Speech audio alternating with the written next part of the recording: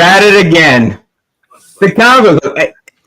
Isn't that intro one of the best ever? You know, maybe second only to the Matt Woods Comics intro, I would say. Oh, what do you say, Matt? The intro to this show is so much superior to that Matt Woods Comics guy. Okay?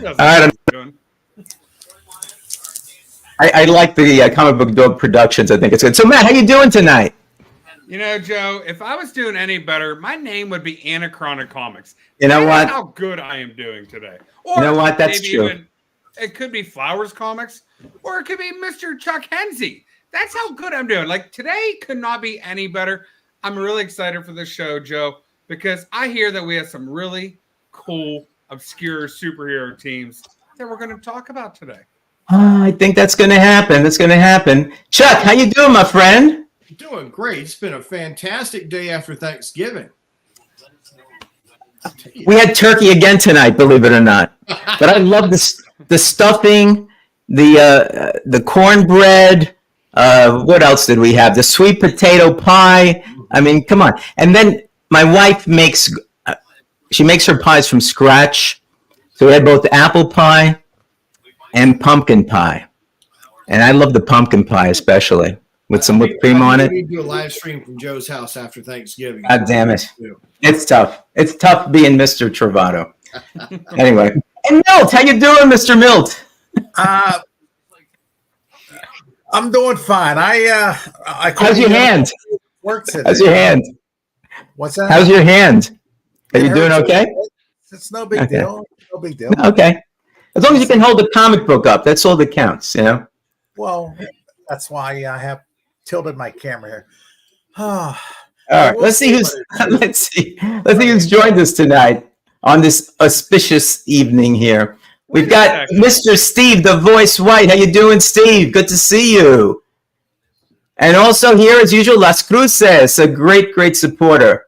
There you go. 11 Bravo, I haven't seen you in a while. Thank you for being here tonight. And there she is, the one, the only OG, Tina. Good to see you, Tina. Paul, Psychedelic Comics. Paul, was that you that I saw got a box back from CGC with all those cool comics in there? It reminded me that there's so many there that I had and I should be sending it to CGC. There's the Airboy. All right, that was pretty cool. Check out Paul's Instagram for that. It's really good. Who else do we have here? Here he is, one of my favorite guys, Jerry the Jitterbug. Yes, we had a wonderful Thanksgiving. We just said that. I hope you did too, Jerry. And I loved your video of today. I can't wait for you to do that X-Men #1. You know, put it together and it'll come out like a beautiful X-Men #1. I know it will. Who else do we have here? Sith Lordly, Spine Ticks. Good to see you, my friend. Good to see you. Now you see, this starts so early. I could stay awake through this one. You know, I forgot all about your Thanksgiving show.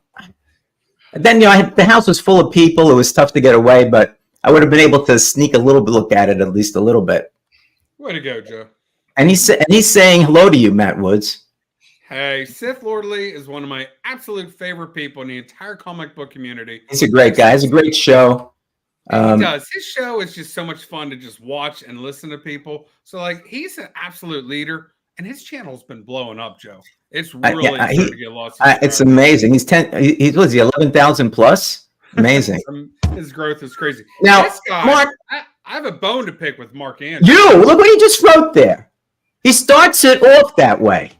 He already starting off making everyone pissed off. You know what? And I'm downstairs in my comic book area, in my work area, and I found this thing. I said, you know, I like this. I think that Mark Andrews would love this. But you know what? I'm giving you the Italian see you later. Yeah, Mark probably already has 8 copies of it, so we don't have to worry about it. Not of this. He doesn't have 8 copies of this. That I know. I know. Mark suggested that I'm the youngest member of this panel, and I don't know that's to be true. How old are you, Chuck? I'm 52. Okay, I am not the youngest member of this panel, so take that, Mark. There you go. Is Matt here? All right, let's see. Is there anybody else? Let's see. Trev, my friend. Yeah, we're here. We're here, Trev. Trev's talking about channels that are blowing up. Trev went from like 100 subs to like 2,000 subs overnight. Great job. Great job. It just keeps going up and up. Great job, Trevor. It's amazing. Well, he's a great guy, you know? Truly is. I want to support him, unlike me, you know? They say, all I get from people is, where's Bruno? Because I've had Bruno. Really, so I'm going to have to find something for Bruno to do. All right, we have Comic Cap Collectibles. Good to see you. Good to see you. I was just by your channel yesterday. I was perusing different channels, and I came across yours. Oh, who's this guy? Ah, Gary. Do you know who this is? He is an amazing dude. I think he's from, Connecticut or somewhere around there. I'm not sure. I thought it was Toronto. I thought he's Canadian, isn't he? I think is he a Brit? Wait a minute, he's from New Jersey because he likes the New Jersey Devils. Right, that's it. Right. That's it. Gary B, how you doing, Gary? New Jersey Gary's Devils. going on all these whatnot shows tonight and winning free giveaways. I saw. Was that tonight? Yeah. See, I'm not a real whatnot guy. Somebody's got to help me with that. You know, I went on once and it was too confusing for me. Hey, Monch, how you doing? Some good drawing lately. I was at your premiere, which you missed.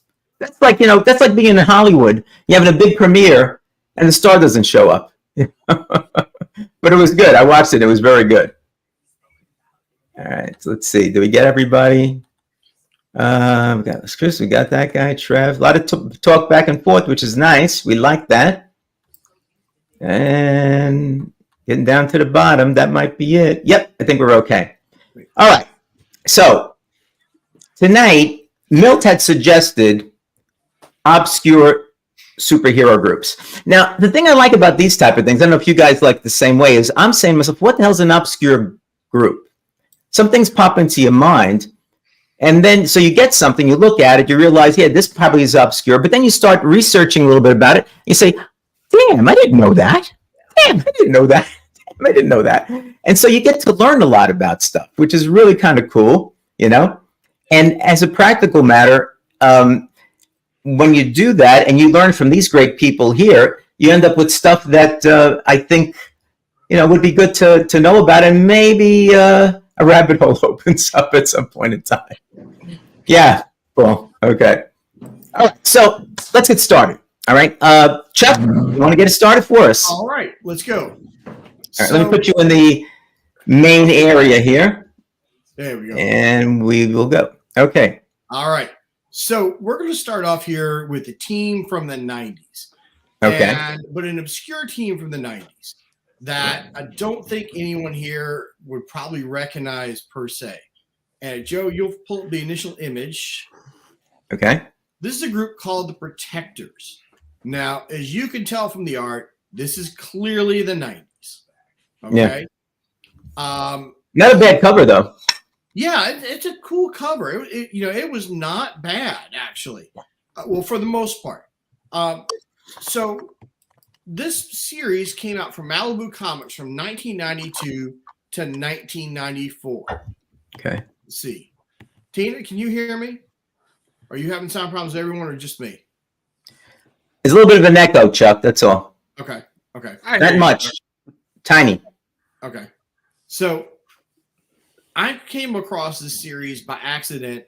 They were advertised in one of these shows or one of these things and whatnot. And I've got some of the books here next to me. So if you could make me big again, we'll do this. Sure. These happy to do it.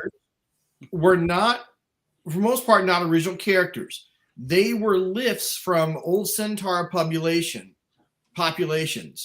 And so a lot of them sort of came out of that. And here is sort of the handbook for these characters where they gave a lot of these origins before the actual series came out. And so you've got Airman here, You've got, I believe this is Amazing Man. I think. Let me see here. Excuse me, that's Mass Marvel. Sorry. You've got a Wolverine clone there in the front. The Ferret, who was a new character.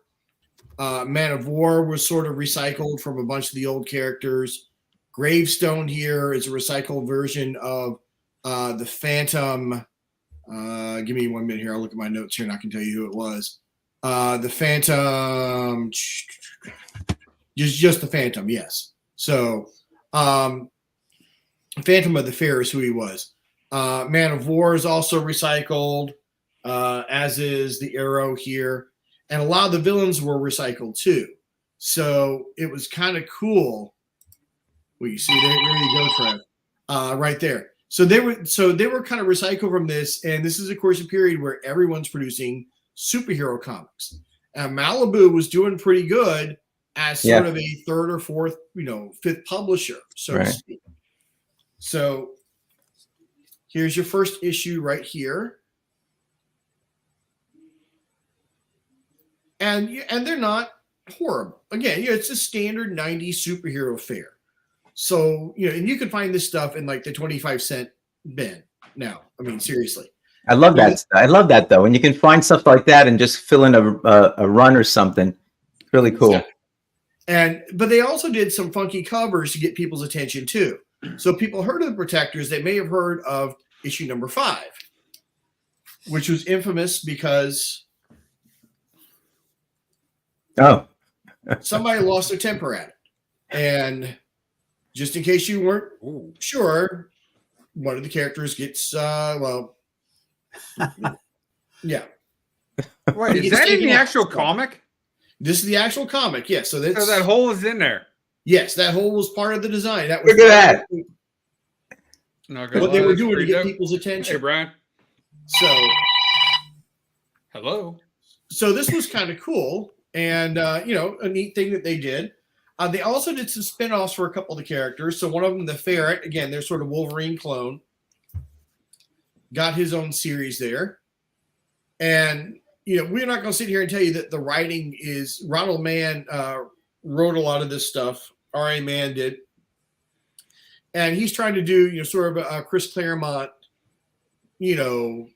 clone stuff, which isn't bad. It's not Claremont. So, so he's trying to run 100 subplots through there while we're all still trying to figure out who these characters are, and why do we care?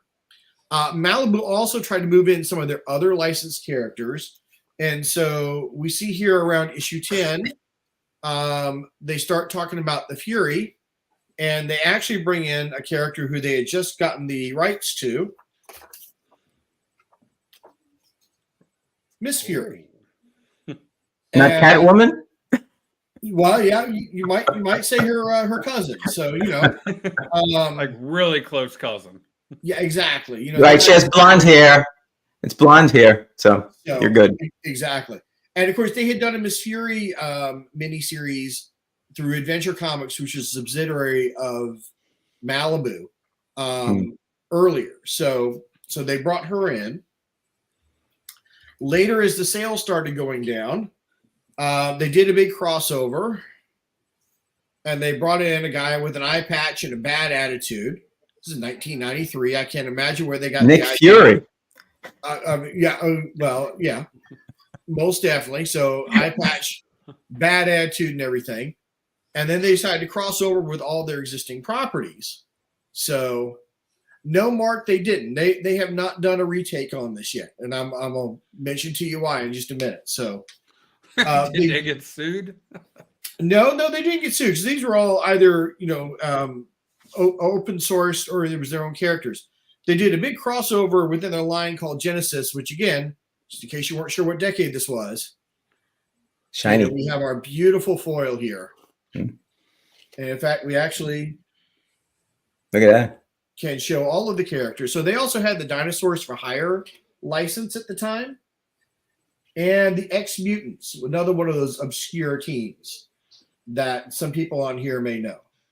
Nice. So, now, the thing I liked about it, I got to find them. Right here are two characters from Mann's, if I can show them. from one of his Eric Sell books, Cat and Mouse, which was set in New Orleans. It was a black and white book. They're sort of pseudo ninjas fighting against ninjas. It was a lot of fun. They unfortunately did not show up in here. So, but at the end of the series, Malibu was being bought out by Marvel Comics, and I guess Marvel didn't have any plans for them. So at the end of the series, they just nuked everybody in issue 20 and completely and utterly nuked the entire universe. Yep. And so it was gone. Now, since Marvel owns it, it does have a designation in the Marvel Universe as Earth 1136. Not that I think anybody is ever going to revisit it. But if they wanted to, they could. So, So that is my first obscure team. That's pretty obscure. I'd never heard of it before. Very, yeah. So there we go. That was very good. So the Protectors, how many issues did you say that they had? There were 20 issues of the main title. There were a couple of one-shots that came out of it. Airman and Arrow had a one-shot. The Gravestone character who I showed you, the guy in the skull. Where can I find him? Yeah. He had his own series for a little bit, about 6 or 7 issues. The Man of War guy had his own series for 6 or 7 issues. Mm-hmm. So, there's a few things out there, but they shouldn't be too hard to get if you're interested in tracking them down. So yeah. Okay. Interesting. All right. So that's a good start, Chuck. And Steve White agrees with that. So that's good. That's good. He's All right. one of matters. It's Steve White. It's Steve. The voice. If the voice says something, you got to listen. That's a lot. That's the way I look at it. The voice. The voice. The voice. All right. So, Milt, you're up, yes. Milt. Let's get you up there. Okay. The somewhat obscure group, who I think most people may have already heard of, that I really enjoyed as a kid, was the Inferior Five. And their first appearance was in Showcase number 62, which Joe is putting up right now because I was a little bit negligent and I could not find the book in my stash. You have too many books, Milt. Yeah, that's telling you, Milt. There's too many in that collection. Anyhow, let's just say the Inferior Five was this was their first appearance, and that was an issue of Showcase number 62 back in May of 1966, which was right about when Batman was coming out on ABC TV, I believe. Right. But be that as it may, this was just when you're a kid, I just love this goofy funness. It's a superhero parody team. And what's interesting, each of the members of the group, the Inferior Five, was a child of people who were in a group called the Freedom Brigade. The Freedom Brigade was a takeoff on the Justice League of America.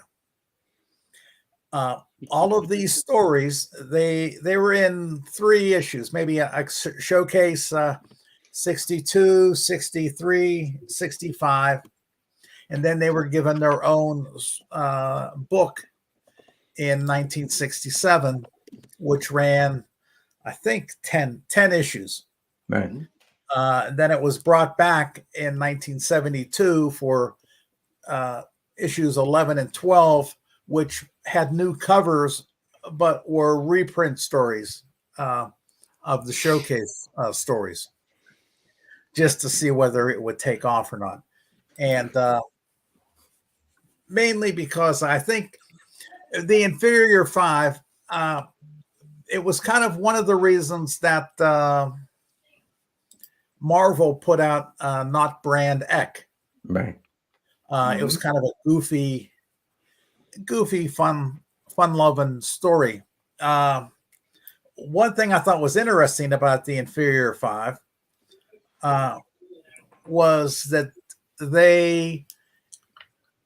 their people that they battled in all their issues were kind of takeoffs on Marvel characters. Right. To give you an idea, I wrote it down here because I knew I wouldn't get it right.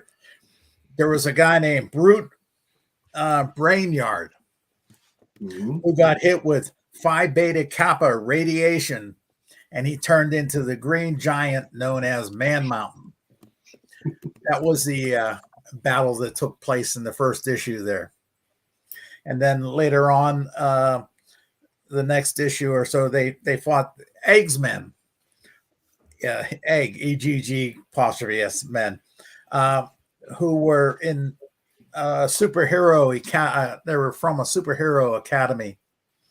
It was a takeoff on the X-Men. And they also battled groups that were based upon Fantastic Four, Thor, goofy stuff like that. It was fun stuff. The five main characters in the group were Merry Man, who was brilliant, but totally 97-pound weakling. Then there was Awkward Man, who was he could, if he was in water, he could do anything. He was amazing, super strength, everything. But when he went on land, he was like a clumsy oaf. Then there was the Blimp, who could fly, but only with a tailwind. So he was limited in directions he could go. And then there was a White Feather, who was an archer, but he was they're scared to look at people. So it's hard to be an archer, and if you're afraid to look at people. But they made it work. And then there was a Dumb Bunny, who had super strength, but was super stupid. So when you put them all together, they had a stupid guy, a smart guy. It was fun. It was just a goofy, fun thing. They did appear in Crisis on Infinite Earths, and in there, maybe not that issue, but they appeared in there. And then later on, they appeared in, I forget, I didn't write it down and I forget what it was, but they appeared in another short-lived miniseries that talked about the characters were from Earth 12, and they were now part of the continuity after Crisis on Infinite Earths. But when they on Earth 12, where they were from initially, all the stories where the JLA existed and everything, Green Lantern, none of that was part of the Earth 1 continuity. So now there was in 2019, they started a 12-issue maxi series of the Inferior Five, and COVID hit, and so I think that was limited to 5 issues, and then it went digital, and I don't do digital, so I don't know what the hell happened. Wait, you don't read any comics digitally? No. Oh, Milt, you're missing out on it, man. Okay. You get to watch anything you want at the tip of your fingers. Just pull up the iPad and bam, there it is. I don't have an iPad either. I have a laptop. You can do it on the laptop. Yeah. I like to does hold. make it nice and easy, though. Yeah, I like to hold things though. But He's a tactile guy. I'm holding this. I'm just saying, guys. let me just say, You young whippersnappers, you don't know how to get around to the digital age. do have you guys read any of the Inferior Five stories, or do you remember them at all? Yes. I've read quite a few of them. In fact, I don't know if you know, but they connected Dumb Bunny with Angel O'Dare. That was her half Angel sister. and the Ape. You want to talk about it? Two obscures getting connected with each other. So Yeah, Angel, it turns out, I think is Dumb Bunny. I say, yeah, that they were half sisters. I think. Yeah, something like that. Yeah, I have one or two of their showcase. I think I have the first one too, but I know I have at least two of their showcase appearances, and I might have their number one as well. And I bought them way back then, off the stand.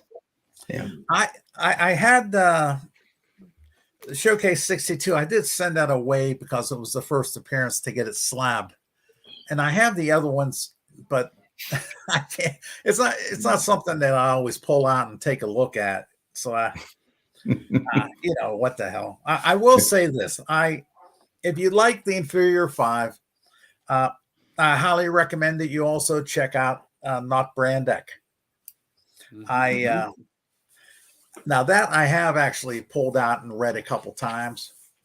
I think that's one of the classic Marvel books that's vastly underappreciated, but doesn't. Yeah, I think I have their number one too. But maybe the one where they fight was it Superman or whatever they called Superman in that one. Yeah, they use these books to make fun of the other company, basically. It seems. So, well, that's my first superhero group. Okay. The Inferior Five. That's cool. I think that's certainly a worthwhile one for people to take a look at because it is kind of funny and it's kind of period funny. You're right. You're right, linking it with the Batman show. Yeah, if people get a chance to, I'm almost positive. I'm not sure. Don't hold me to this. There is a trade paperback of all of their appearances back in the 60s. Oh, wow. So it's kind of a fun, $20, $30 pickup if you want to go pick it up.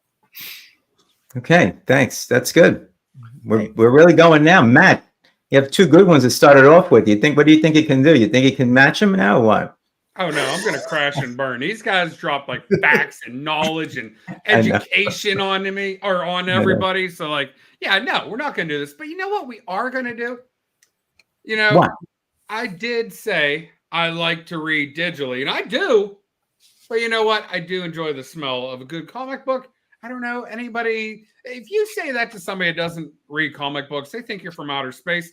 Anybody that's opened up a comic book knows exactly what we're talking about when you say the smell of a comic book. But I'm going to bring this next superhero team. I don't even have a comic book of this superhero team. In fact, I'll be honest with you, I don't even know if one exists. But I'm going to bring up a nice caged mouse duo that have almost taken over the world. I think it's 56 times, something like that I read, meaning there were 56 episodes.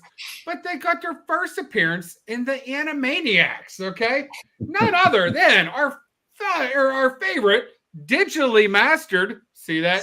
Digitally mastered Pinky and the Brain, okay? Great show. It was a fun show. I used to like, this was in the 90s.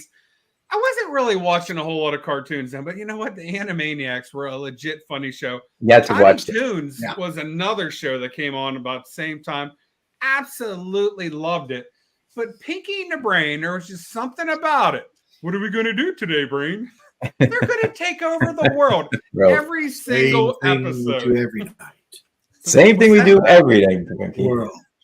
See, you know the exact quote. You had to watch those. Animaniac, you had to watch.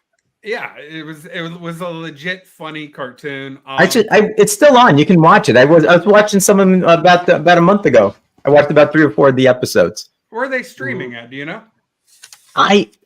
Was it Max? I think. Like the one streaming service I don't own or I don't subscribe. I think Hulu did an updated version of the Animaniacs, but I don't remember if. Yeah, there was like 3 years ago. They came back out again.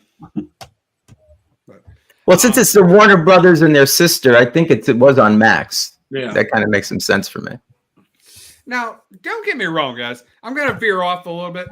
Like there were cartoons. No, you never do that, man. Come on. It's always straight and narrow to the facts. Okay, I'm a Joe Friday, if you know what I'm talking about. Okay, Oh, yeah. only the facts. But anyhow, I'm not saying there weren't good cartoons to watch. I mean, for the love of God, who did not enjoy the Smurfs? Okay, in the '80s and before that, all the Hanna-Barbera shows. Okay, but you know, whenever I started realizing cartoons can be more than just a kid's show, I'm gonna pretend that the Transformer movie never happened. Okay, I think I actually like shed real tears. Okay, whenever I was a kid, but in the early '90s, they came out with some really good cartoons that were, I think, they were written by adults for adults. Okay, Animaniacs was one of them, and that's one of the reasons I actually enjoy Pinky and the Brain. There's a little bit of intelligence. And there was Tiny Toons, but there was also Batman, the animated series that came out at that time. And it's like, wait a second, these cartoons are not just for kids.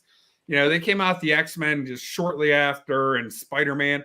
You know, those were Saturday morning, and those were a little bit more cartoony, but they were still good stories. So even though this might not be comic book related, it kind of ties into a little bit. Well, they had comic books. I was going to say, I do think there were some Pinky and the Brain comics. Now, I have to say, Paul says Looney Tunes for me, but for me, the Animaniacs was kind of an updated modern Looney Tunes. I mean, it was the same type of humor, but more modern, you know, than those things there. Well, they were certainly worth watching. Warner Brothers water tower, so I mean, it was Looney Tunes through and through. I'm surprised you didn't mention The Simpsons at all. All right, we're gonna throw in The Simpsons. Thanks, Milt. Okay. Does anyone else have any good cartoons that I haven't mentioned? Or the Flintstones. The Flintstones. That's. I love the Flintstones, but to me, that even though I can watch them as an adult, it's still a kid's cartoon. But no, The Simpsons is a legit good thing. I mean, honestly, that's a great suggestion there, Milt. That's an adult. It's very adult, trust me. Although the kids still enjoy it. Mm-hmm. But who is it? Trev. Okay, he says that Animaniacs is one of his favorites. Steve White's talking about the Jetsons. That's kind of like the Flintstones. An amazing cartoon, one that I can still watch today and enjoy. But it's still a kids' cartoon. I mean, to me, but you know, to each their own. But that is my obscure superhero team of the day. Yeah, and you know, Pinky and the Brain were just so great because of all the different things that the brain would think up, and Pinky was his assistant on it, and no matter what happened, Pinky would screw it up, and the brain would get after him at the end of it all the time. The brain would get it at the end because Pinky would screw up the plan, but sometimes Pinky did something that was smart. So all the time. In fact, it was usually Brain's overconfidence or like lame brain idea that he just just thought through too much. Right. Pinky exactly. was always my favorite one of the show because he would always like outshine the Brain at the end of the show. Yeah, don't forget these guys too. Oh, who's that? Make him big. Moose and Squirrel. They just turned 64. Oh, Moose and Squirrel, yeah. Right. That was, now talk about funny. This is turning into a cartoon shit stuff. But those things were hilarious. Yes, they were. Yeah. Watch me pull a rabbit out of my hat. Remember, he pulled out everything but a rabbit out of his hat, you know, and then stuff it back in. The whole Cold War thing that they had going. That did, yeah. Boris and Natasha. Mm-hmm. Boris, no good nicks. Yeah. He used to say, what was it? What was the name of the organization? The Boris Villains, Thieves, and Scoundrels Unit. I forget. There was a name that they had when he was Boris and Natasha. Yeah, he came out and he started saying that they were being discriminated against, and he had a name for his organization. I can't remember what it was. The Villains, Thieves, and something unit. You know, and it's just really funny. The people who put that together were really good. It was a well-made show. Now, Space Ghost was one of my favorites. I used to watch that all the time too. You know, I got a Sherman and Peabody up there. Fractured Fairy Tales. Another good one. Anyhow. There's no more good cartoons. Yeah, there are. There's a lot of. Okay, Joe, what do you got for us? All right. All right. So I'm going to be talking about a group that I knew nothing about until Milt said, let's do this topic. And it's a group that I found out because I was not a reader of comic books from probably like around 82 through 2006. So the whole like Justice League International, the whole 90s big hair stuff that you see and that type of art, which is kind of unique to that time, is not something that I may have a comic book here or there about it, but only because it came in a mystery box or something. I mean, it's not something that I go after. Mm-hmm. So when I found out about this group called the Conglomerate, and that its leader was, let me get this. There you go. Its leader was Booster Gold. I said, shoot, man, I got to find out more about this one. And what I found out was that the story, it starts out with kind of a Booster Gold type of thing. Booster felt he wasn't getting enough respect from the Justice League, right? And Justice League International, I guess, which was kind of almost kind of a comedy in and of itself, you know, when you read some of the stories, right? So he decides he wants to go out and make up his own group, all right? And Claire Montgomery, who was Max Lord, who was running the JLI at the time, I think it was Max Lord's ex-wife, one of his ex-wives, thought that she can get some corporate sponsorship to fund them so they'd have the money and they'd go out and just do good in the world. Well, things don't always turn out the way they plan. And so what happened in this thing was that they were told by the corporate people to go and take out a dictator in a country. And they felt a little queasy about doing it, but they did. And as they go along, they find out that basically these corporate people were telling them to do things so that their corporations would make more money. And then there was a big to-do because then the United Nations sent the JLI after them, and they almost had a big fight.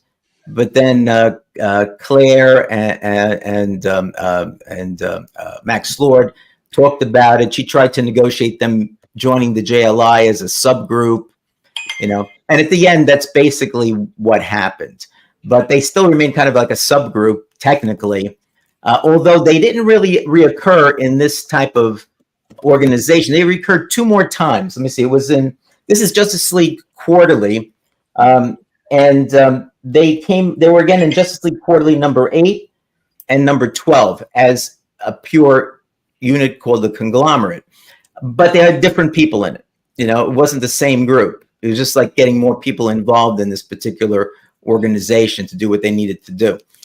And so as a practical matter, this is the one that I really like because Booster Gold is part of it. And although he did go back and join the JLI with the rest of them, he still kind of maintained this connection, you know, with this particular group. Now, interestingly, you take a look at this cover, it should look familiar to people that are DC people, right? Okay. And that's because and I found out a new word, guys. Let me say it the right. A pastiche. A pastiche. Right? Now, Chuck Hensey knows what it is, I'm sure. Yeah, I'm afraid so. When I saw that, I kind of knew what it meant, but I had to look it up, right? So basically, it's art in the style of somebody else's art, basically. So this is in the style of the Justice League, right? But it also was used again in Justice League Europe, which has Metamorpho, another one of my faves in there, you know? And Metamorpho in this one is actually reading this book here at the bottom that's there. So let me just go through this real quick, and we'll go through some of the members of it, because the key for this type of thing is who are the members of these organizations, and you know, what do they do? So let me bring them up real quick, and we'll go through them pretty quickly. All right, let me get the screen up here. All right, so the first one we know is Michael Carter, right? And that's Booster Gold, and you know his deal. So I'm not going to go into him too much, because I also have like a video that's going to come out on him at some point in time. You know, I want to do him justice because he's my fave. So I will talk more about him in another video. All right. So the next one we have here is Echo. That's Echo, I think, right? I hope I got it right. So this is a first appearance. Her name is Terry Eckert, and she's a metahuman. She's the ability to rechannel waves of energy and project them and so forth. So she was somebody that was in there. The next one is Gypsy. Her name is Cindy Reynolds. All right. She's an illusion caster. So she casts illusions. And she was a member of Justice League Detroit. I found that there's all these Justice Leagues I didn't even know about. So there's Justice League Detroit, right? Yeah. All right. The next one, heavy hitter, man, is Maxi Man. His name was Henry Hayes. He was an advertising executive, right? He was fired. His wife left him. His son hated him. All right. But there's this group called the Denominators, which show up way back in the 1960s. And they basically have these gene bombs that they put out in different worlds in an attempt to take them over. And apparently the gene bomb gave him, you know, superpowers. It's like super strength, super stamina, durability, et cetera, et cetera. So that's Maxi Man, right? Then the next guy that we have is Praxis. He was a police detective, all right? And he was basically the Spectre, and he were looking for this murderer. And as a result of that, there was some electrical device that went off and somehow mixed with some sort of magical Spectre stuff and gave him super deducing powers and stuff like that. So he's like a super detective. Is his name Praxis? Praxis. Just like the test. Yeah, it's a very fearful test for some people. Okay. All right, two more. There's Reverb. Reverb was, and this is his first appearance, he was a leader of a street gang in Detroit. He gave it up after his brother Paco passed away. He was a member of the Justice League of America as well. He then became part of the conglomerate. And let's see, is Vapor. Vapor is Carrie Donahue. She was the environmentalist. And so she can transform herself into a cloud now. So that's basically it. And there's Claire Montgomery. She was a star business person, formerly married to Max Lord. And she started her own corporate group, the Conglomerate. She was the one. And you had all these companies. You had Ferris Aircraft, Stag Industries from Metamorpho. You had Lex Luthor's industry there. All these companies were funding them at this particular time, but then started to use them for their own monetary gain. So one of the great things about this is simply that you have all these new heroes that are there and that appeared. Some of them only appeared once. That was basically it. It never appeared again.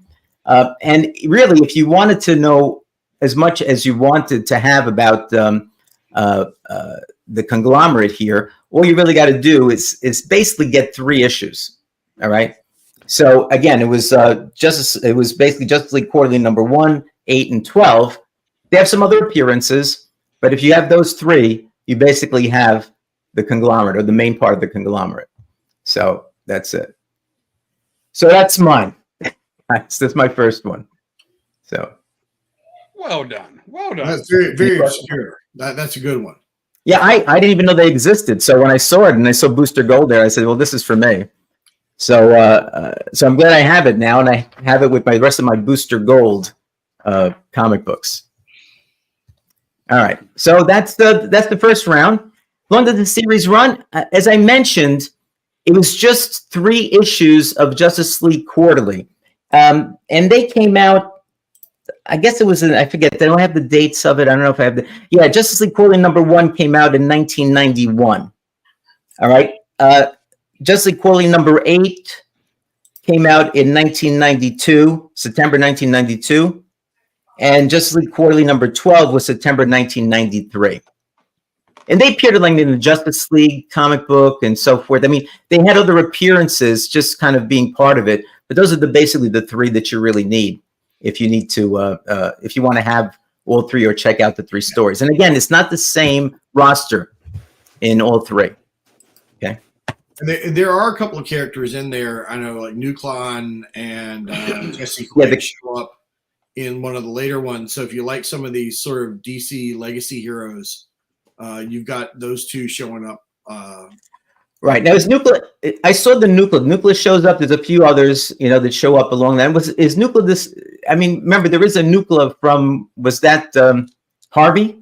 Was it? No, Nuclon is he was a member of Infinity Incorporated. So he was Okay. He later became the Atom Smasher that Oh, appeared okay. in if I'm correct, the same one who appeared in the Black Adam movie. Oh, okay. Yeah.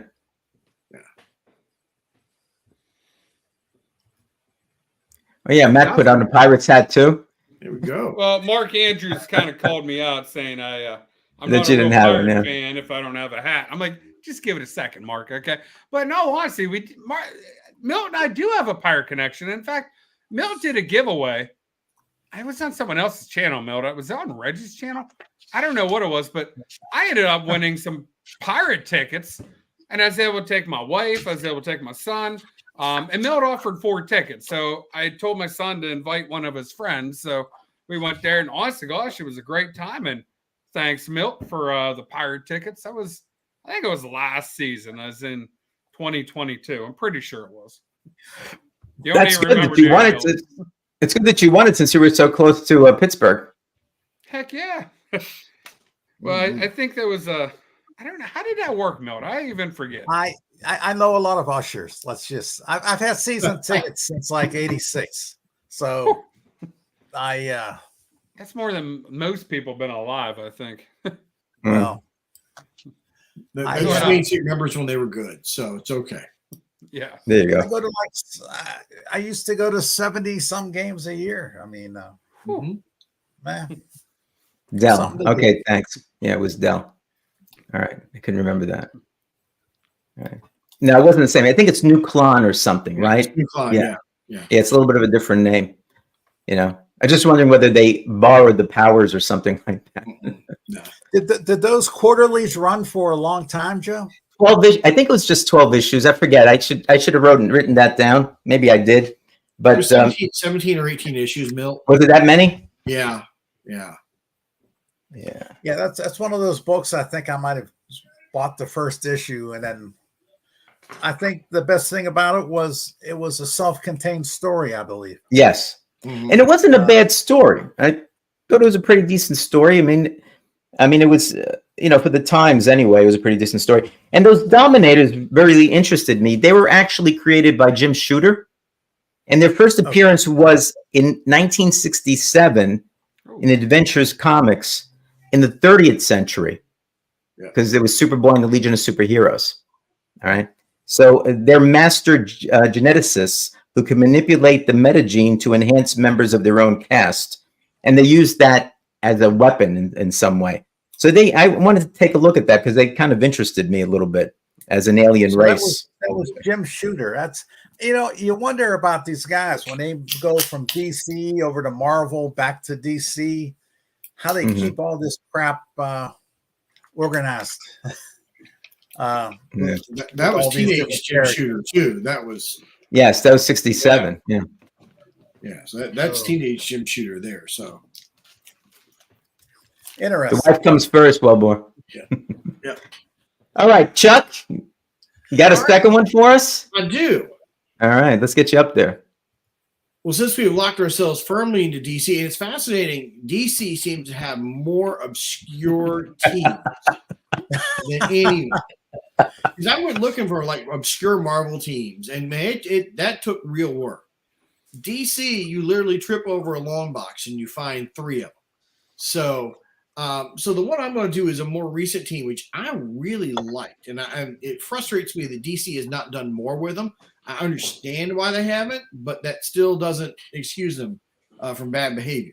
And this is the Great 10, which some people may remember from the New 52.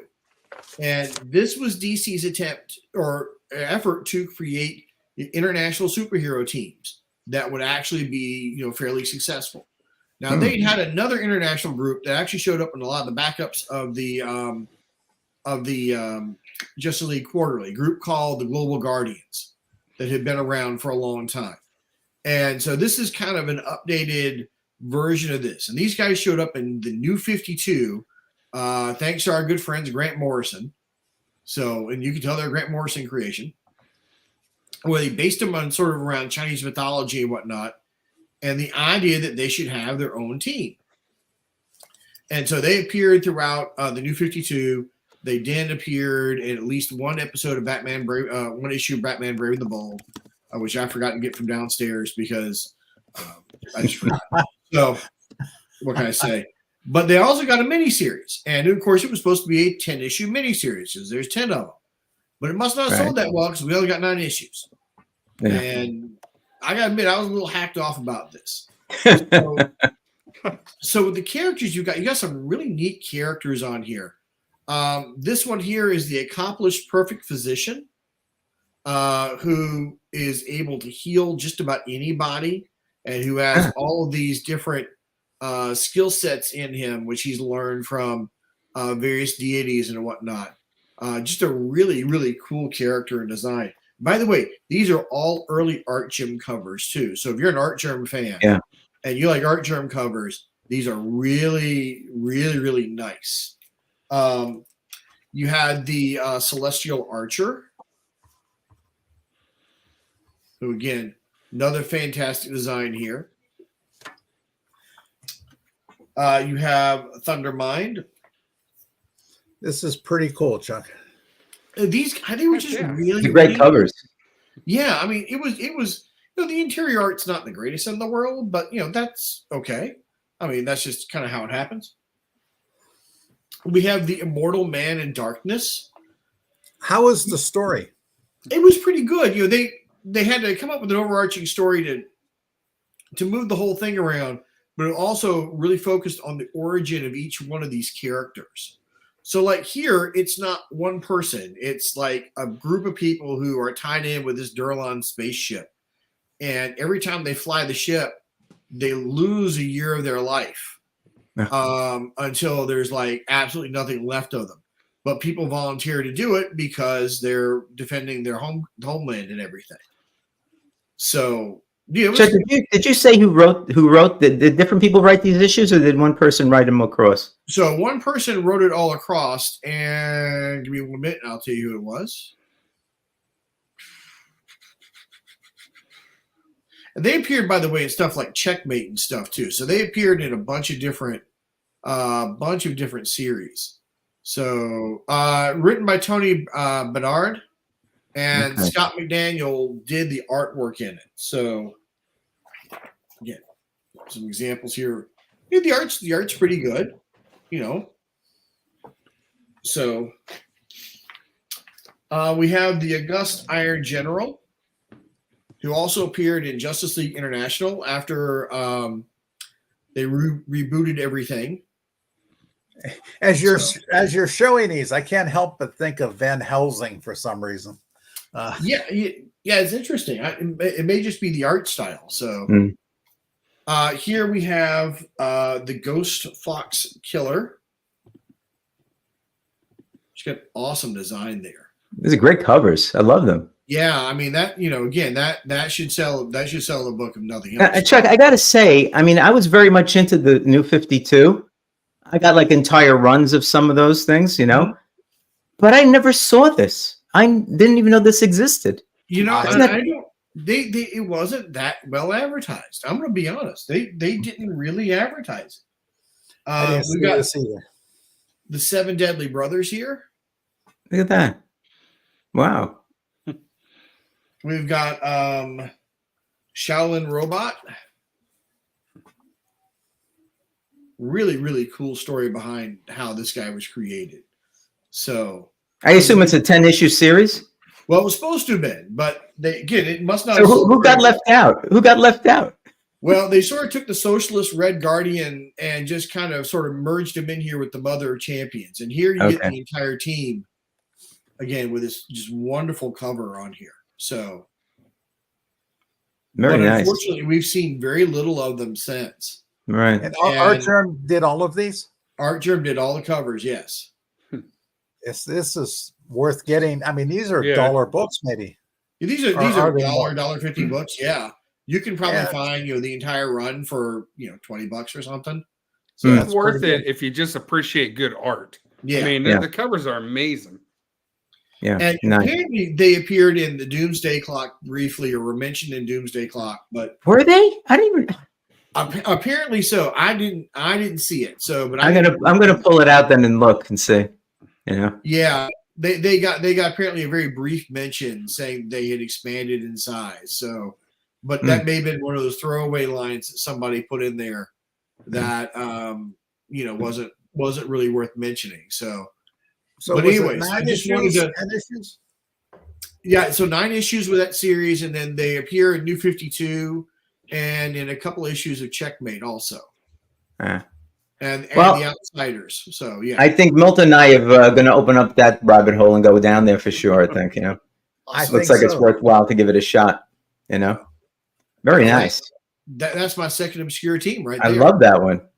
Terrific. What was that name Yeah. again, Chuck? The Great 10. The Great 10. TEN. Yes. That sounds too simple. It's really I know for simple. Grant Morrison, you would expect it to be a lot more complicated. Right. Yeah. All right, Milt, you're up. Okay, Joe. Do you have a second one? Yes, I do. Okay. Yes. It's a little bit obscure from 1986, but before I go and show them, I will say I did consider 2 Marvel groups. I always thought the Great Lake Avengers were kind of funny. And I really enjoyed the original Champions from back in 1974 when they had Hercules, Ghost Rider. And I thought those were 2 good groups. Mm-hmm. And I recommend people picking those up, especially the Champions. That's only 17 issues. You can get them pretty inexpensively, and it's a fun little series. But my second group is somewhat obscure, maybe not. Put out by Solson Publishing back in 1986, and that is the Yes. Reagan's Baby. Nice. I love that. That's a 4-issue series, right? I love that series. It's so funny. Yeah, it's a 3-issue series, actually. Oh, 3. Okay. The guy in the front looks like the actor that played Remo Williams, which kind of came out about the same time. Yeah, that guy.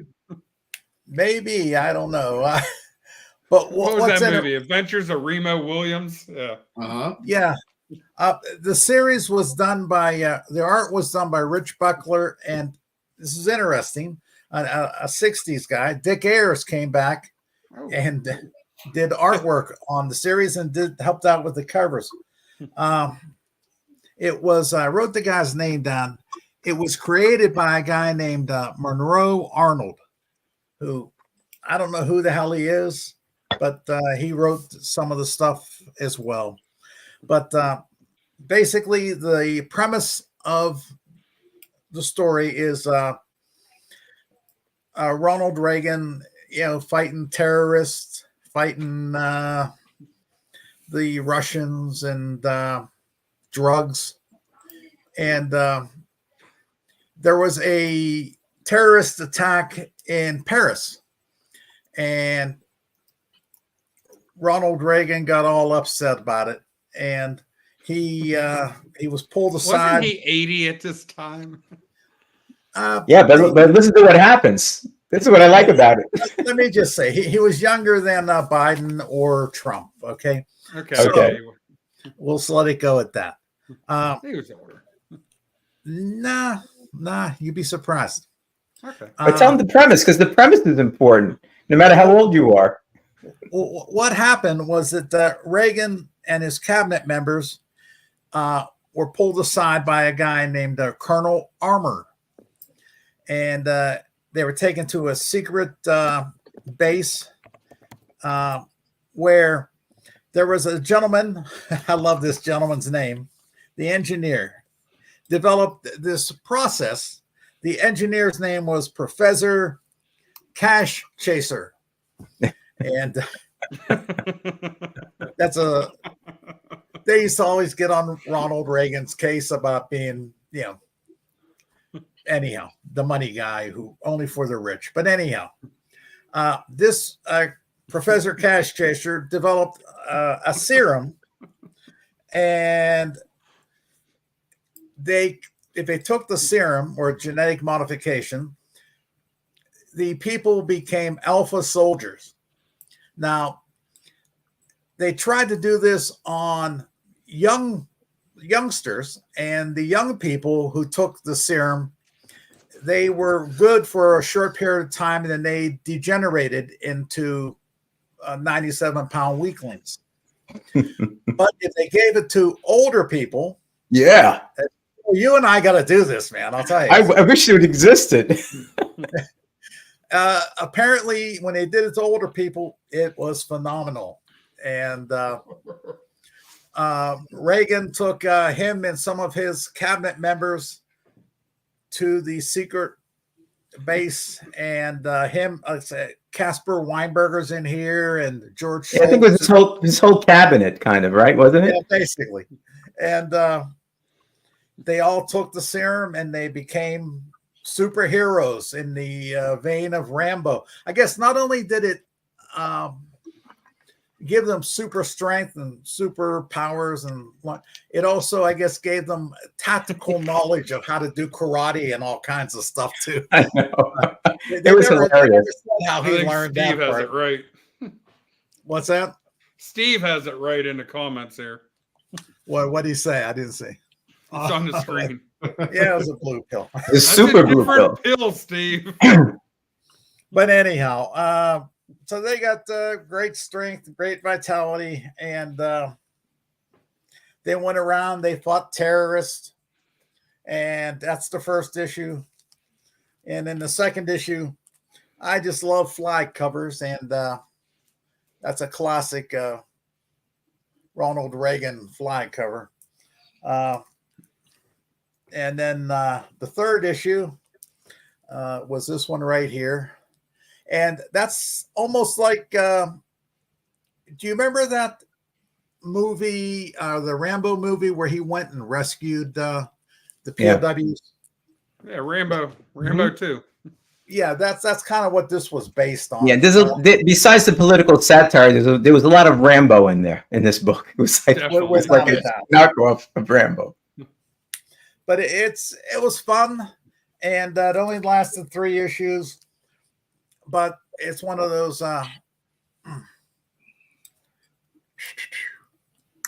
It's an obscure superhero team. It's very obscure. Yeah. So. It could be Chuck Norris too, Mark. That's true. Yeah. Yeah, I was thinking the same thing. Yeah. And then, being a fan of Reagan back in during the 80s, I designed tank munitions, heat rounds, depleted uranium rounds, and then I got a job designing armor systems for Humvees, helicopters, and that kind of stuff. So I used to have these comics in my office, and it went over pretty good with everybody. I'm sure it did. Yeah, in that industry, yes. Milt, you just listen to every time I talk to you, there's another facet of your life. It's like you're 10 different people. I mean, it's just no, I'm not. I'm just the same old guy. I don't know. This is one of my favorite. You might still be under some kind of CIA operative silence type of thing, you better stop it right here. The thing I ever thought. No, well, the Israelis gave me a medal. It's kind of neat. The medal was in this box, and it was the box was made of a box was made of teak wood, which you could only find on like the West Bank or something like that. The people I was working with developed something that helped them out with some things. But be that as it may. Joe, can you tell people what I had to buy Milt whenever he's telling these like incredible tales of his life? Wait one second. It's amazing. This is one of my favorite Reagan books, It's a rare book. It's Parables from Uncle Ronnie. But I've never seen that. It's hilarious. Yeah. If you just got to take it, you have to make fun of it. It's Yes. That's the best way to approach this. And it was funny. And like I said, there's a lot of political satire in there. If you know the politics of that time, if you lived through it, especially, you can see a lot of stuff in there that's representative of what was going on. But this is more important. When's the Milt movie of the week coming out?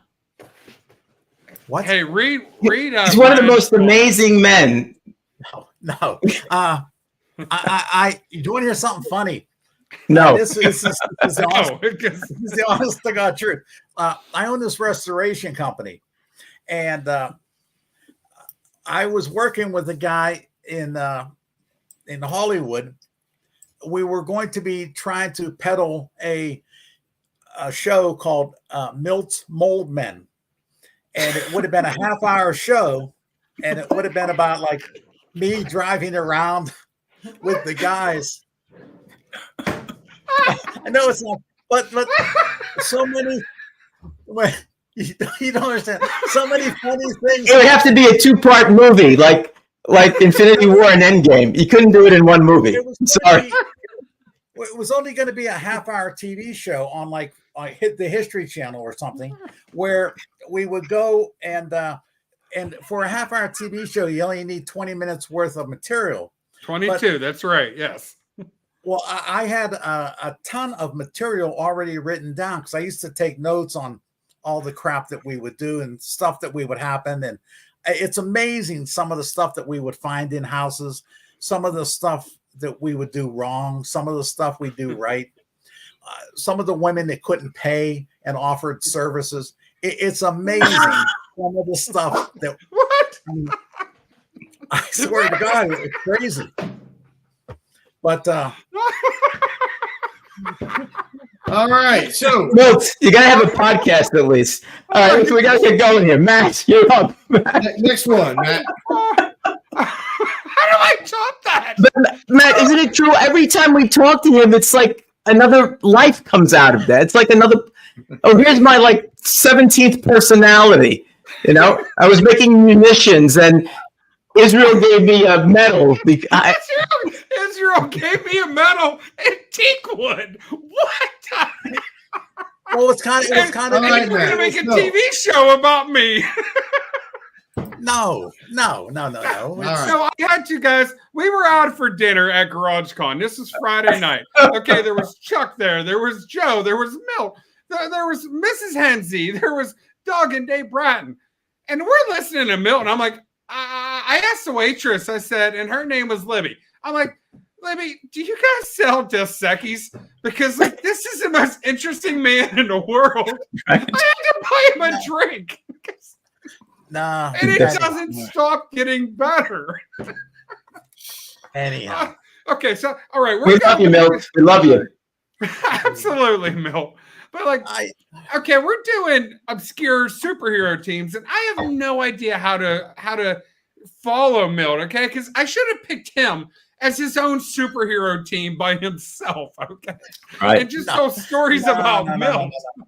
But anyhow.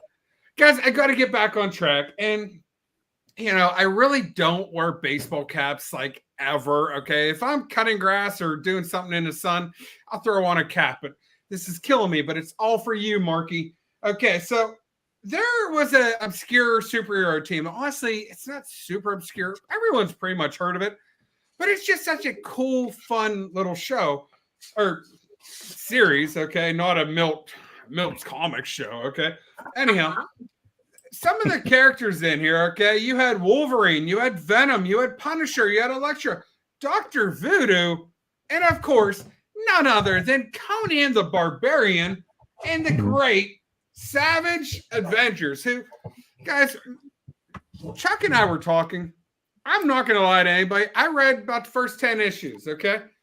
I really enjoyed it, and I'm really funny whenever I read comic books. I like to read a whole bunch all at once. And whenever I read the first 10, that's all that had been published at that point. And I don't think I've picked it up since.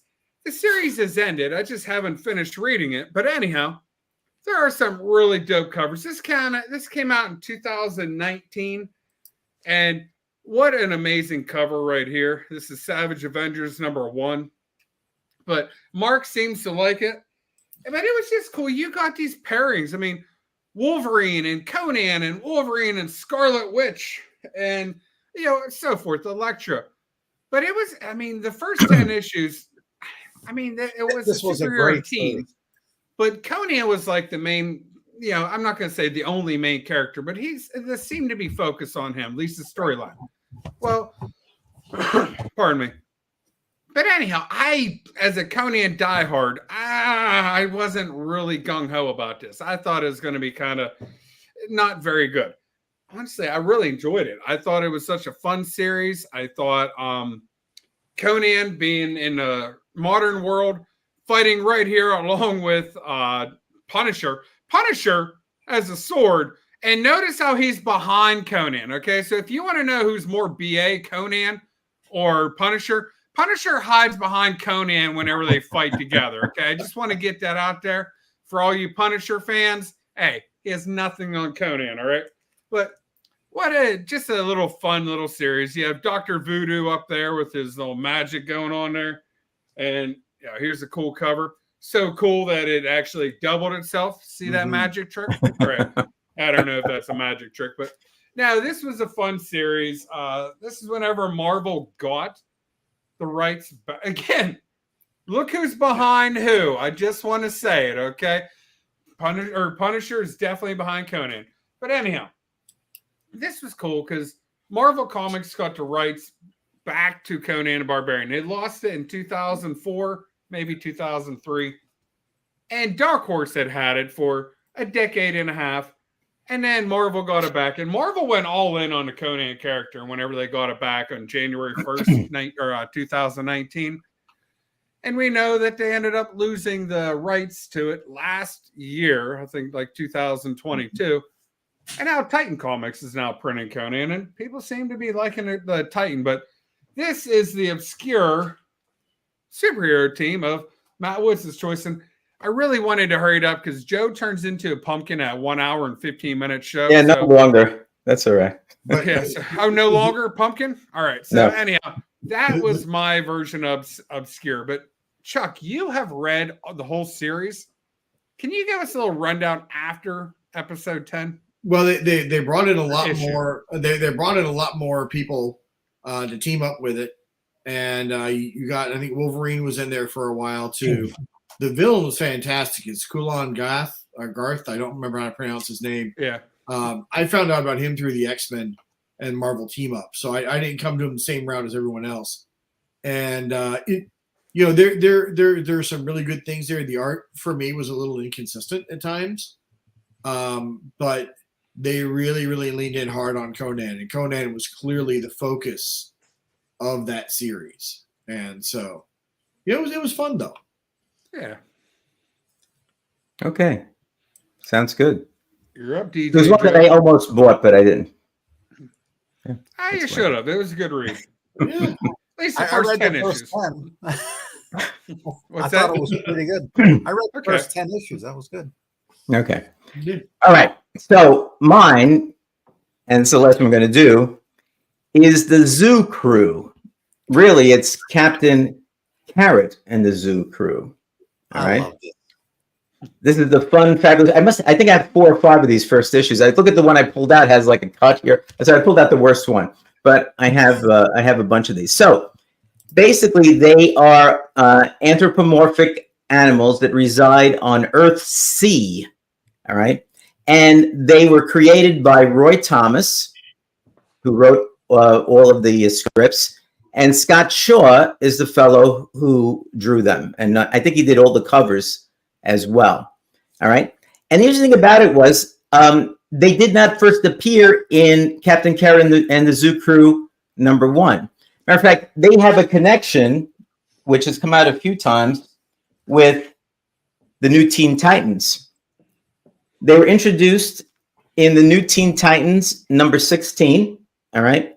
And there was, I think it was about 6 or 7 pages. It was pretty long, pieced in here. And it actually was the beginning of the story of how Captain Carrot and the Zoo Crew got their powers. And it does involve Superman. And you have to actually read this first, because when you get to number 1, it continues from there. They don't do it again. So it's actually part of a story that's in there. It's not like, what a Spider-Man 2099 or something like that, where they had like a portion of issue number 1. It's actually the beginning of the story in this issue of Teen Titans. And when you start reading this, it just continues and it says, hey, we're picking up from Teen Titans number 16, 16. Yeah. So here's the story. All right. Superman is in Metropolis, right? And he finds out that he sees that people are reverting back to their earlier like caveman type of people, stuff like that. So they're reverting back in time, and basically in terms of their development. And so he figures out that it's this meteor that's coming here. So he takes the meteor and tries to fly it out into space. I'm trying to remember the story. I should have probably reread it. But basically what happened was that the meteor is an explosion, and it sets him through some sort of dimensional warp with the meteor, and he ends up on Earth C. All right? So Earth C isn't part of the 52 or something. It's kind of its own thing that's out there. And what happens is those pieces of meteors end up giving a number of these animals who run the world there different powers. All right. And what happens in terms of that, let me see if I can get these people up there. But what happens is that they end up fighting together against one of the entities that a lot of us probably would know. And let me get this up there so you can see the entity that they fought against during this first issue. Yes, Amazo. All right. So they started fighting against Amazo, and they fought against them together. And basically, that was the storyline. At the end, Superman they basically saved Superman because he's in a I guess it was the kryptonite chain around his chest, and so the Zoo Crew beat Amazo. They free him, and Superman finds his way back and says, you guys just stay together and fight crime in your own world, which is what they did. And each one of them, and we'll go through who they are, but each one of the evildoers, let me back myself big again here. Each one of the evildoers were kind of interesting in that they were animals as well. So, for example, here you have the Armadillo as one of the bad guys that's there, right? What year is this from? What year is this, Joe? They started in 1986, I believe, if I remember correctly. All right. I probably should have wrote it down here. I think I did, if I could find it. Pretty sure it was 1986. All right. I'll correct it if wrong. Here's another one. Frogzilla. All right. Okay. Here we have kind of a alligator type of character.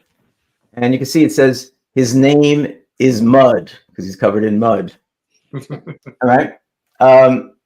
Here they go to Easter Bunny Island.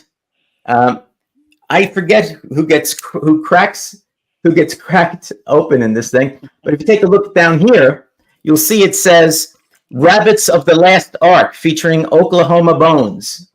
All right. I mean, it's really funny. I'm getting to a certain point here. Maybe I'll skip to it if I could find it real quick. Are there a lot of issues of this? There's 20. 20. Yeah.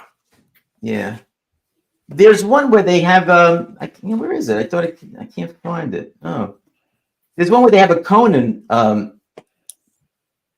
Let's see, where the heck was it? A pastiche. Excuse me? A Conan pastiche. Yes, Conan pastiche. All right, I can't find it offhand. I'm probably going right by it. But they fight all these different people that are there. Here's the Bunny from Beyond. And, I mean, people know Roy Thomas, though. He's pretty good at writing this type of stuff. When he did Alter Ego, he had basically a strip that he did that was called the Bestest League of America. And he would draw these kind of like funny characters that were based on Justice League characters. So here he was clearly trying to do, kind of a similar thing by having kind of these superheroes that are there. Taking a look at them, let's see. You have a number of the heroes. And let me see if I have them here. Yeah. So you have Alley Cat Abra. You have Peter Porkchops. Pig Iron, slow as molasses. Tommy Joe Terrapin becomes super speedster. What they call Fastback. All right, let's see, who is the Yankee Poodle? If you take a look at Yankee Poodle, you'll see that I think Stargirl was patterned after her. All right. Mm-hmm. You have Bird Rentals is here as well, so that he's basically Burt Reynolds. I think it's after Burt Reynolds. You have Rova Barkett, all right, which was patterned. Rova Barkett. There was Rona Barrett, used to be a columnist that spoke about Hollywood and everything like that. So the names came from these people that were famous at that time, and of course. Captain Carrot's name was Roger Rodney Rabbit, and he actually was a cartoonist that worked for a company, and he worked for the J. He had a strip called the JLA, and it was just something. What was it? Just something animals. I can't remember what it was. Oh. But it was basically a JLA turn-off, and they end up in the comic book. And the last guy I forgot to mention here is a Rubber Duck. All right, so they were all in Earthsea that was there. Now, these characters basically had their own world going on there, and a couple of things happened after this particular. Oh, here it is. Was the next one up? Let me make myself big again. Take a look at this, Matt. Those are the Barkbarian. There he is. Definitely a Barkbarian. Yeah, so that was the one I was looking for. So, yeah, there are 20 issues in this. And after that, as part of the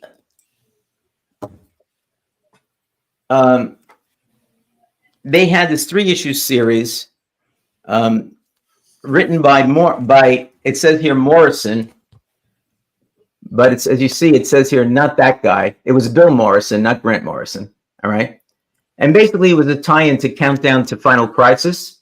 All right, and so they were involved in this, and basically a lot of it, just was setting this thing up for them being involved in Final Crisis, and when Crisis Infinite Earths happened, they were basically put out of existence. Then they were brought back into existence. I forget the exact process of how it worked out. But the sad thing about it was one of you guys had said, what was that one that you mentioned, Chuck, where they killed off everybody? What was the name of that one? The Protectors. Right. Yeah. So here's what happened. In Death Metal, now you have to remember, they were on their own Earth. And their feeling was that everything that was going on with Death Metal and the, everybody that the JLA was fighting, Captain Carrot felt that it wasn't going to affect them. And so he didn't do much about it, didn't ask for any kind of help. And what happened is the entire zoo crew was killed. And the only person that's left is Captain Carrot. Oh. All right. And as far as I know, that's where it stands today. He's made some other appearances on and off, but there's no zoo crew that I know of at this particular point in time. So when you read through the later stuff, they put them on, I think, on Earth 46. They weren't the funny people that Roy had put together. They became more serious, which is why then at the end they get involved in Final Crisis. They get involved in death metal, Multiverse's End, and all the people end up dying like over here. It wasn't the same group, not the same funny group, not the same like playoff of people that existed in that type, in that particular time frame and all of that. So if you read through, the first part of it, the Roy Thomas part, I think that's really cool and it's a lot of fun. And if you know anything about that time period, especially, it's even, what's the word I'm looking for? Funner. It's even funner, So that's my second obscure group. And again, I'm pretty sure it was 1986. I should probably open up the first one and just tell you. Yeah, that's right up my alley, Joe. I got to acquire. I know. I knew you would like it. I mean, that's just, yeah. Yeah, you got to get that New Teen Titans 16 if you don't have it, though, because that's where the story starts. Yes, sir. I have some reading I need to do because honestly, I have heard of Reagan's Raiders, but other than that, I mean, I don't think I've heard of any of these. And I'm in 1982, Milt. Sorry. I'm sorry, Matt. 1 second. 1982. I had it wrong. Yeah, that would make it up before Crisis on Infinite Earths. Yeah. Right. Yeah. And the New Teen Titans, I think it was not too long before that. Let me see, number 16. Yeah, this was 1982 as well, just before the other one came out, before number 1 came out. I think it's just a month before. I am going to acquire those somehow. Yeah, they're not expensive. Yeah. So it's right up my alley. Yep. But it's a fun read, Yeah. And the art is cartoon art. So you can't go wrong with that. Anyway. Sounds like I like Howard the Duck. This sounds like something I would definitely enjoy. I think so. So Pretty Fly made it in. I don't know if there's anybody else that I missed that came in late. Yeah, Frog Brawler. I think we said hello to you. I don't know if we mentioned it. Yeah. Frog Brawler. And the Mega Man games too. I'm sure they make appearances in other things, but basically it's that first 20. And I'm trying. They also had they appeared again in Teen Titans number 31, and it was a play off of one of my favorites, Whatever Happened to the Man of Tomorrow for Superman. It was called Whatever Happened to Captain Carrot. So I don't have that one, I don't think. I always have to say I don't think, because sometimes I look at these things, I say, oh, I didn't know I had that. But so I'm going to try to kind of finish up the real, kind of Zoo Crew, Captain Carrot thing. I have the Crisis stuff. I have the death metal stuff of his already, because I was collecting those anyway. So he showed up in that. But to get the real Captain Carrot stuff, I think I'd like to get that Teen Titans number 31 as well. All right. But it's just a fun thing. There's so many fun comics out there that are kind of pseudo superhero stuff or involved with that. And, there are a lot of creative people, and sometimes they put something together and it's good, but it doesn't have this, it just doesn't fit in with the continuity and the superheroes. And so, and once the originator kind of leaves it, it's just not the same. Booster Gold is kind of that way too. I mean, a lot of the Booster Gold stuff is not always that good, because it's a little bit different. Sometimes it's better, but not always. Anyway. Yeah. You did, Pretty Fly. Nice. There you go, right there. So I got to get mine, Pretty Fly, right? You don't have it pre-ordered yet? No, there's a reason why I didn't pre-order it, but I might have to pre-order it now. All right. So anyway, okay. So any last words on any of the stuff that we had that we went over, guys? I think it was pretty good. I just want to second what you say, Joe. Like a lot of these stories, they don't have to be the biggest names in comic books. Honestly, I think everyone in this panel, I've heard you say at one time, you're liking the indies in comic books a lot more than the main title or the big publishers right now. Well, guys, even in the big publishers, not everything is the main line. And a lot of times they have these obscure superhero teams. And even just obscure storylines. And I think people sleep on them a lot because they all like the big spandex, big name characters. And a lot of the best storylines, the best writing are these little side characters. Like Roy Thomas. My gosh, Roy Thomas is one of the most accomplished writers in comic book history. But he does a little side project, with the Zoo Crew. And like, that's where his passion was. And so that's why I think a lot of the best work is these little side characters. Yeah, and the sad thing with a lot of these series is that you might have a really great idea, but it can be editorial interference or being bought out by somebody, or just the creative team not quite gelling for whatever reason, to take them from being a huge hit to the Champions, which by the way, I love Milt. I love the Champions from Marvel Comics, or the Great 10, or something like that. It just doesn't quite click. But Joe, in 1982, in another world, Captain Carrot could have been the next biggest thing in DC Comics.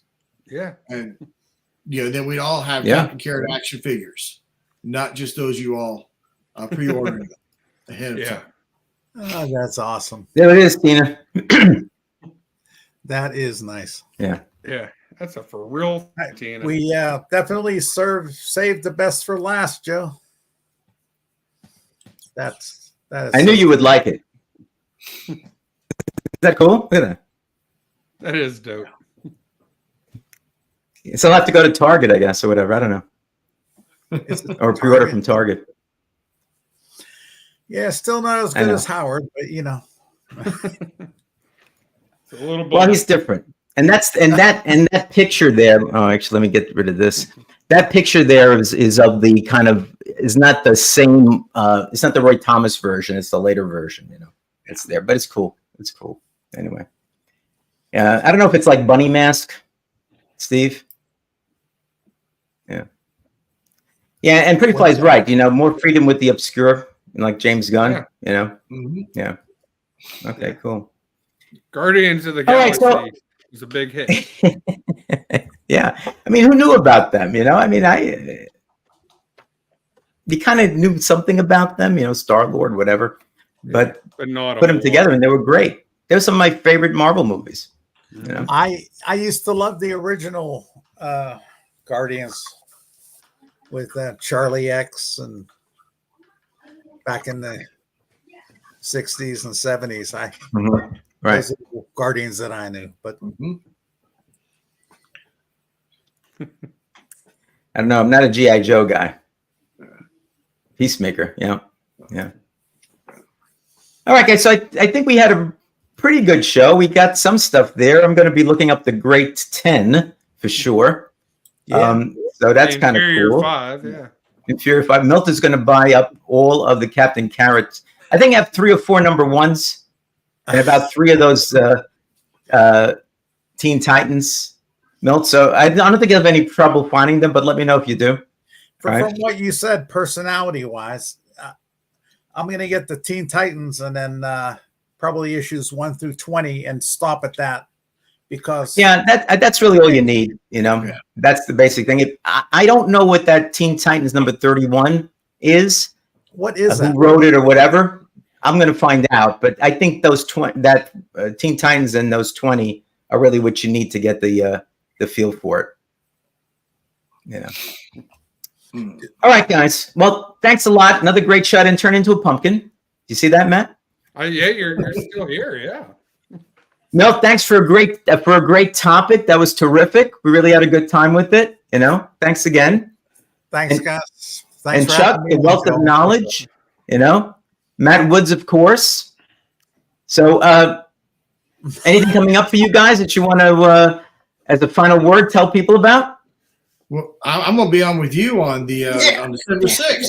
And we're going to be opening up college. So we'll take all the applicants and then we'll run you through. And guys, don't forget to apply to be on the Anachronic College of Comic Book Knowledge. There's a link in every one of my videos, maybe even this one, I forget, but in each one of the videos, or just DM me on Instagram and I'll send you the link. And you can win money for your favorite charity, and you give me the topic, for Pete's sakes. You know, And Joe has said we can't pick the most obscure thing on Twitter, despite the fact that some of the professors have tried to pull some on it. So you're that's right. We could definitely make it so it's zero money, but that's not the point. So, you know, take a look at it. It's not, we've had two of them already. This on December 6th at 8:00, Doug Bratton is applying to the college. Oh, right. Okay. And it's going to be a little bit different. It's going to be comic strips. You know, since they're collected in omnibuses and all that, I let them go onto that. Yeah, I do great on a curve. We do great on a curve. I think it's a good way of looking at it. So, you know, so tune in, please. And if you think, you know, if you have a charity that you think can be helped by some money, it's my money. I'm giving it away. So just come on up, apply for application to the college. I'll get in contact and we'll come up with a date that we can have the admission application going through by the professors and me. All right. And with that, guys, Milt, go ahead. Don't forget, this coming Wednesday is a big day. Oh, yeah. What is it, Milt? 50th anniversary of Howard the Duck. There's a special issue coming out. It's a one shot. Everyone should go out and pick it up this coming Wednesday. If you don't happen to get a copy, I'll have 100 and some of them to give them away on Joe's show. Nice. The best comic series ever. Howard the Duck.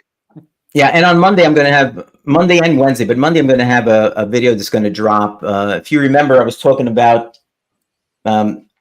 this demon that had the subscription bump and all of that, and I did do some cleaning. I got the bump out. It looks pretty good, and the whole idea was to send it into the CGC. That's a Jack. But I might not do that. And you got to watch the video to find out why. But I do ask you for your opinion. So that's on Monday. All right. Joe, Jack Kirby, right? Excuse me? Yeah, Kirby. Yeah, okay. Kirby, yeah. Yeah. So with that, I think we're done, guys. Right? Yeah. Yeah. Sounds like it. Okay. All right. Thanks. So Paul, I did tell you it's number 16. I did put it in there. All right, guys. So take care, everybody. We'll see you next time. Thanks so much to my panel. Thanks so much to the chat. I appreciate all you guys sticking with me throughout the years. Take care, guys. Good night.